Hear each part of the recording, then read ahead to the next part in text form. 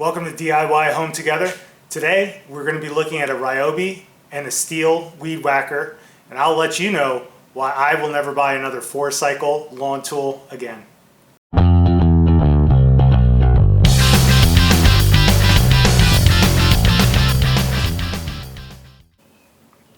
First we'll start with this Ryobi 4-cycle X430 weed whacker, weed trimmer, or weed eater. I guess it depends on what part of the country you're in.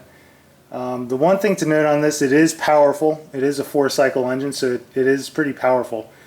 It worked for me for about 3 years, but just a couple weeks ago it just stopped working. At first I thought it was a spark plug, which is located inside this housing. You have to take this apart to get the spark plug, but that just was not it. It just does not start at all. So when I went to go change the spark plug, the other thing I noticed, I started messing with this oil line here, and it just, let's see if I can zoom in here.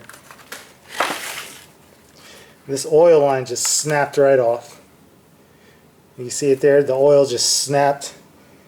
It goes right into this compartment, and really the oil, since it's 4-cycle, the oil is separated from the gas. So the oil compartment's right here.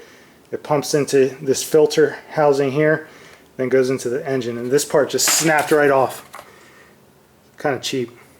This one's the Stihl FS56RC. It's pretty standard homeowner style weed whacker, weed eater. The first thing I noticed about this one is that it is really light compared to the 4-cycle, which makes sense. 2-cycle, there's less components to it, so a little lighter. The next thing I noticed about this is the startup on it. It's really easy.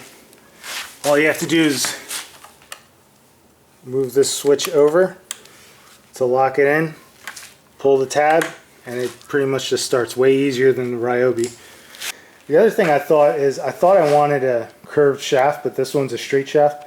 I actually don't miss the curved shaft at all. I find it just as easy to weed whack with this straight shaft, so it's no problem there.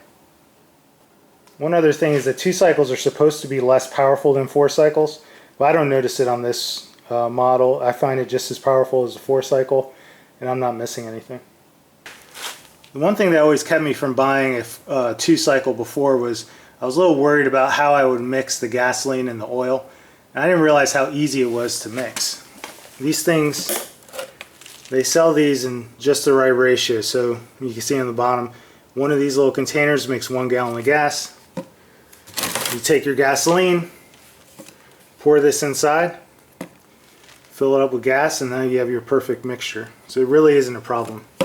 So overall, I would never buy another 4-cycle engine. There's just too many parts to go wrong with it. And as you can see, the oil line snapped. It's just not. It's way more maintenance than I want to do. Anyway. So that's my review, the Ryobi and the Stihl. Overall, 2-cycle, way better product than the 4-cycle. I wouldn't go with the 4-cycle. Thanks for tuning in on DIY Home Together. If you like what you see, subscribe so you can get the new videos. Thanks.